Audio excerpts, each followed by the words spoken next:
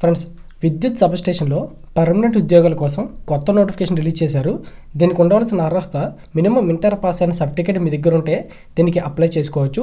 Inter ఒకటే కాదు, degree చేసిన వాళ్ళు, ఇకపై పోస్ట్ గ్రాడ్యుయేట్ చేసిన వాళ్ళు కూడా దీంట్లో డిఫరెంట్ టైప్లో శాలరీ ప్రొవైడ్ చేస్తున్నారు. అవి నీట్గా క్లియర్గా వీళ్ళు నోటిఫికేషన్లోనే మెన్షన్ చేశారు. అండ్ ఇవన్నీ కూడా ఆపరేటర్ పర్మనెంట్ పోస్టుల కింద తీయడం జరుగుతుంది. శాలరీ వచ్చేసి మినిమం 20,000 నుంచి అన్ని అలవెన్స్లు కలుపుకొని 40,000 నుంచి 50,000 రూపాయల మధ్యలోనే వీళ్ళు శాలరీని ప్రొవైడ్ చేస్తున్నారు. ఈ డీటెయిల్స్ కూడా క్లియర్గా నోటిఫికేషన్లో మెన్షన్ చేశారు. దీనికి మీరు అప్లై చేయాలనుకుంటే కనుక ఎటువంటి ఎక్స్పీరియన్స్ అవసరం లేదు. కేవలం ఒక ఎగ్జామ్ పెడతారు. ఎగ్జామ్లో ఏ క్వశ్చన్స్ ఉంటాయి అవి కూడా, అంటే ఏ సబ్జెక్ట్స్ మీద అయితే మనకి ఎగ్జామ్ పెడతారో అవి కూడా వీళ్ళు క్లియర్గా మెన్షన్ చేశారు.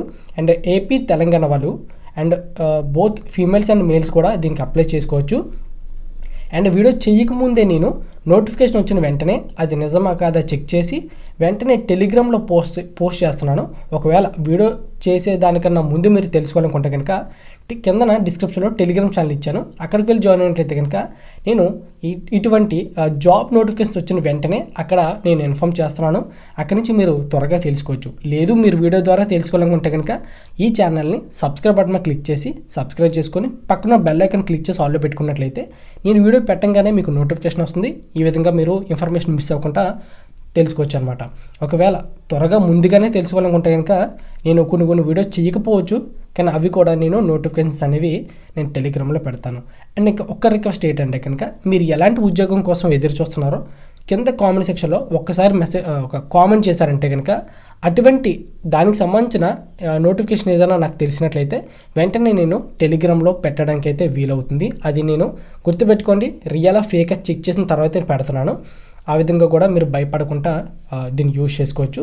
అండ్ మన ఛానల్ పేరు మీకు తెలిసిందే, యూజ్ చేసుకో. ఖచ్చితంగా మీకు యూజ్ అయ్యేలాగే నేను ఇన్ఫర్మేషన్ అయితే ఇవ్వడానికి అయితే ట్రై చేస్తాను.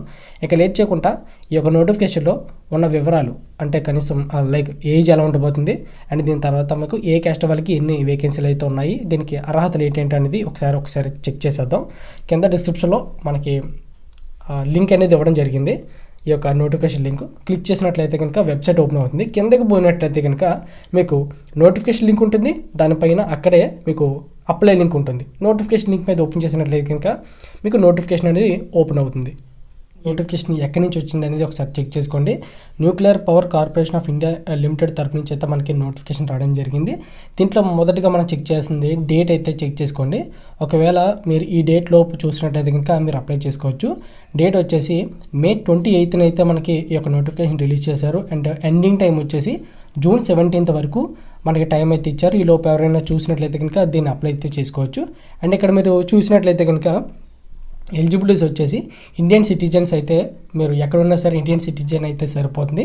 దీనికి మీరు అప్లై చేసుకోవచ్చు. దీన్ని అప్లై చేసే పద్ధతి కూడా ఆన్లైన్ అప్లికేషన్ పద్ధతిలోనే ఇచ్చారు. మీరు ఆన్లైన్ పద్ధతిలోనే దీనికి అప్లై చేసుకోవాల్సి ఉంటుంది. దీని తర్వాత మీకు వేకెన్సీలు అనేవి అన్ని కేటగిరీల వారికి ఇచ్చారు. అంటే లైక్ చెప్పాలంటే అన్ని క్యాస్ట్ వారికి ఇచ్చారు. 200 పైన మనకి ఈ యొక్క వేకెన్సీలు అయితే తీయడం జరుగుతుంది. ఇప్పుడు ప్రజెంట్ వచ్చేసి నేను మీకు ఇంటర్ చేసిన వాళ్ళు ఇంకా డిగ్రీ చేసిన వాళ్ళకి కూడా శాలరీ ఏ విధంగా ఉండబోతుంది అనేది చూపిస్తాను. ఇందులో మొదటగా చేరిన వెంటనే మీకు ట్రైనింగ్లో కూడా స్టైఫండ్ అమౌంట్ అయితే ప్రొవైడ్ చేస్తున్నారు. దీని తర్వాత మీకు ఇదే సంస్థలో మీకు సెంట్రల్ గవర్నమెంట్ తరపులోనే మీకు పర్మనెంట్గా జాబ్ అనేది ఇవ్వడం జరుగుతుంది. దీంట్లో మీకు టెక్నీషియన్ కేటగిరీలో బి అని ఉంది కదా, సో ఇంటర్ చేసిన వాళ్ళకి లెవెల్ 3 ప్రకారం 21,000 అనేది మినిమం బేసిక్ పే అనేది చేస్తున్నారు.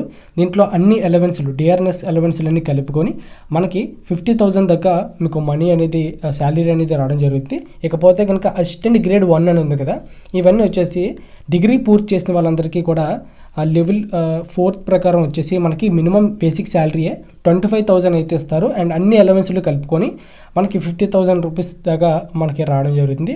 ఇందులో ఏమేమి అలవెన్స్లు ఇచ్చారో కూడా ఇక్కడ క్లియర్గా మెన్షన్ చేశారు. ట్రాన్స్పోర్ట్ అలవెన్స్ అని, ఇంకా హోమ్ రెంట్ అని, అంటే ఈ విధంగా అన్ని అలవెన్స్లు కూడా ఇచ్చారు.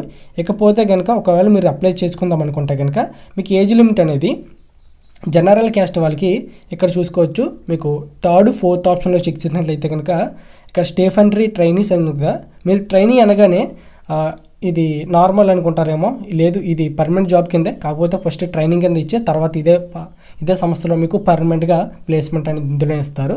ఓకేనా. దీని తర్వాత మీకు ఇంటర్ చేసిన వాళ్ళకి 18 టు అంటే ఇంటర్ చేసిన వాళ్ళు అప్లై చేయాలనుకుంటే కనుక 18 టు 25 ఇయర్స్ లోపు అయితే ఉండాలి. దీని తర్వాత డిగ్రీ పూర్తి చేసిన వాళ్ళందరికీ కూడా అర్హత వచ్చేసి 21 నుంచి 28 సంవత్సరాల లోపు ఉన్న వాళ్ళైతే అప్లై చేయాల్సి ఉంటుంది. ఇవన్నీ కూడా జనరల్ క్యాస్ట్ వాళ్ళకి. ఓబీసీ వాళ్ళకైతే +3 ఇయర్స్ యాడ్ చేసుకోండి. ఇకపోతే కనుక ఎస్సీ ఎస్టీ వాళ్ళు 5 ఇయర్స్ యాడ్ చేసుకోండి. ఒకవేళ మీరు పీడబ్ల్యూడీ వాళ్ళు అయితే కనుక 10 ఇయర్స్ పాటు యాడ్ చేసుకోండి.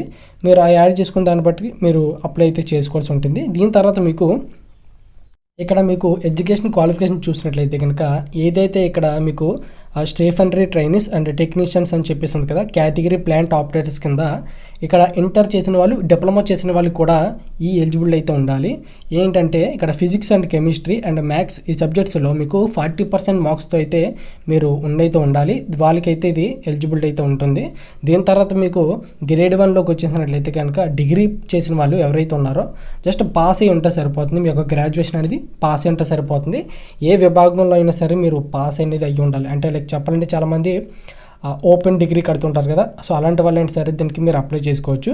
అండ్ దీని తర్వాత మీకు ఇక్కడ మీరు కిందకు వచ్చి చూసినట్లయితే కనుక 8th వన్ వచ్చేసి ఇక్కడ మీకు హైట్ అనేది దీనికి అప్లై చేయాలనుకుంటే కనుక మీకు హైట్ అనేది 160 సెంటీమీటర్స్ అయితే ఉండాలి. దీని తర్వాత మీకు మినిమం వెయిట్ వచ్చేసి 45 kgs అయితే మీకు ఉండాలన్నమాట.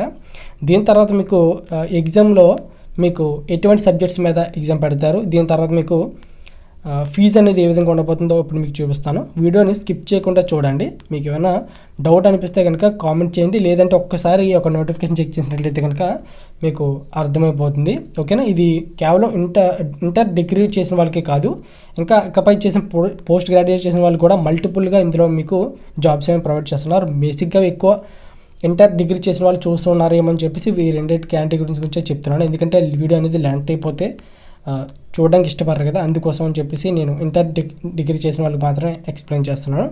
ఇక్కడ మీకు ఫీజు అనేది చెక్ చేసుకోవచ్చు. 150 రూపీస్ ఉంది, ఇంకా 100 కూడా ఉంది. అంటే ఇక్కడ ఇంటర్ చేసిన వాళ్ళు ఇంకా డిప్లొమా చేసిన వాళ్ళు 150 పే చేయాల్సి ఉంటుంది. సారీ ఇది ఇంటర్ చేసిన వాళ్ళు, డిప్లొమా చేసిన వాళ్ళు, ఇంకా డిగ్రీ చేసిన వాళ్ళు కూడా 100 రూపీస్ అయితే పే చేయాల్సి ఉంటుంది. ఇక్కడ మనం క్లియర్గా చూసినట్లయితే కనుక పైన మెన్షన్ చేశారు.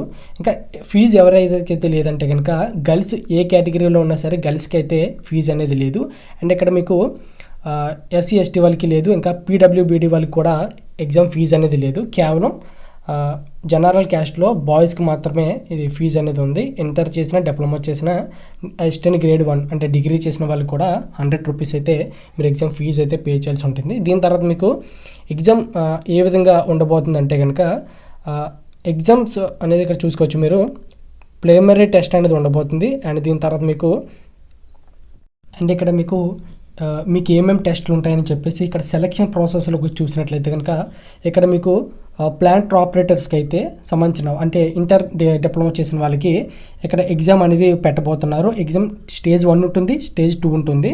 సో రెండిట్లో క్వాలిఫై అయిన వాళ్ళకి తీస్తారన్నమాట. అండ్ దీని తర్వాత అసిస్టెంట్ గ్రేడ్ 1కి సంబంధించిన ఎగ్జామ్ చూసినట్లయితే సేమ్ వీళ్ళు కూడా 2 ఎగ్జామ్స్ అయితే పెడతారు. దీంతోపాటు స్కిల్ టెస్ట్ అయితే పెడతారన్నమాట. సో ప్రిలిమినరీ ఎగ్జామ్ అంటే పెట్టబోతున్నారు అన్నమాట వీళ్ళకి.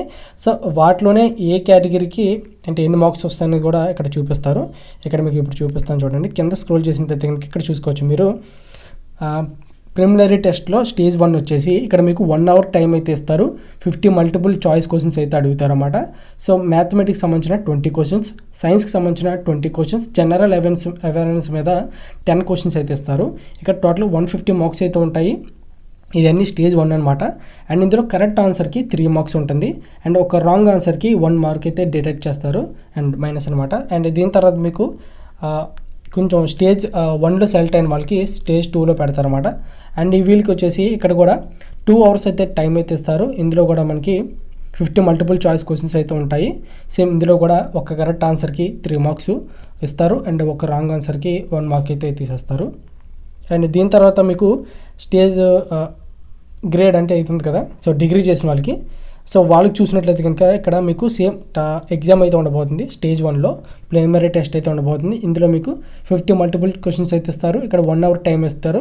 General knowledge and current affairs మీద 25 క్వశ్చన్స్ ఉంటాయి. కంప్యూటర్ నాలెడ్జ్ మీద 15 క్వశ్చన్స్, ఇంగ్లీష్ మీద 10 క్వశ్చన్స్ అయితే ఉంటాయి. టోటల్ 150 మార్క్స్ మీద ఉంటుంది. అండ్ ఇందులో మీకు ప్రతి కరెక్ట్ ఆన్సర్కి 3 మార్క్స్ ఉంటుంది, ప్రతి రాంగ్ ఆన్సర్కి 1 మార్క్ అయితే డిడక్ట్ చేస్తారు. సేమ్ ఇందులో పాస్ అయిన తర్వాత అడ్వాన్స్ టెస్ట్లో స్టేజ్ 2లో మీకు సేమ్ ఇక్కడ కూడా మీకు 2 అవర్స్ అయితే టైం ఉండబోతుంది. 50 మల్టిపుల్ క్వశ్చన్స్ ఇస్తారు. అండ్ ఇక్కడ మీకు ఏ సబ్జెక్ట్ మీద ఎన్ని మార్క్స్ ఉంటుంది కూడా సేమ్ ఇక్కడ కూడా మీకు క్లియర్గా మెన్షన్ చేయడం జరిగింది. క్వాంటిటేటివ్ ఆప్టిట్యూడ్ మీద 25 క్వశ్చన్స్ ఉంటాయి, క్రిటికల్ రీజనింగ్ మీద 25 క్వశ్చన్స్ ఉంటాయి. ఈ విధంగా మీకు టోటల్ 150 మార్క్స్ అయితే ఉంటాయి. ప్రతి రైట్ ఆన్సర్కి 3 మార్క్స్, ప్రతి రాంగ్ ఆన్సర్కి 1 మార్క్ అయితే డిడక్ట్ చేస్తారు. దీని తర్వాత మీకు చెప్పాను కదా స్కిల్ టెస్ట్ కూడా ఉంటుంది. దీని తర్వాత ఇందులో సెలెక్ట్ అయిన తర్వాత డైరెక్ట్గా డాక్యుమెంట్ వెరిఫికేషన్కి అయితే వెళ్తాం అనమాట. సో ఇంకా చాలా వివరాలు ఈ వీడియోలో ఉంటాయి. పూర్తిగా చెప్పాలంటే కనుక వీడియో అనేది లెంత్ అవుతుంది, చాలామంది చూడట్లేదు, అందుకోసం నేను కూడా చెప్పట్లేదు. ఇకపోతే కనుక ఒక్కసారి ఆ యొక్క నోటిఫికేషన్ పూర్తిగా చెక్ చేస్తే అయినట్లయితే కనుక మీకు క్లియర్గా అర్థమవుతుంది. సో ఇలాంటి ఒక ఇన్ఫర్మేషన్ మీరు మిస్ అవ్వకూడదు అనుకుంటే కనుక ఖచ్చితంగా సబ్స్క్రైబ్ చేసుకొని మన ఛానల్ ఫాలో అవుతుండండి. ఇలాంటి వీడియోస్ మీకు మరిన్ని రావాలంటే కనుక మీరు చాలా సపోర్ట్ చేయాల్సి ఉంటుంది. లైక్ చేసి మీ యొక్క ఫ్రెండ్స్కి షేర్ చేసినట్లయితే కనుక సో మరిన్ని ఇన్ఫర్మేషన్ అనేది తీసుకురావడానికి వీలవుతుందన్నమాట. సో ఇదే వాళ్ళ వీడియో, నెక్స్ట్ నోటిఫికేషన్తో మళ్ళీ కలుద్దాం. అండ్ మన ఛానల్ సబ్స్క్రైబ్ చేయకుండా చూసినట్లయితే కనుక సబ్స్క్రైబ్ చేసుకోండి. నోటిఫికేషన్ మిస్ అవ్వకూడదు అనుకుంటే ఖచ్చితంగా టెలిగ్రామ్లో జాయిన్ అండి. లింక్ వచ్చేసి కింద డిస్క్రిప్షన్లో ఇవ్వడం జరిగింది.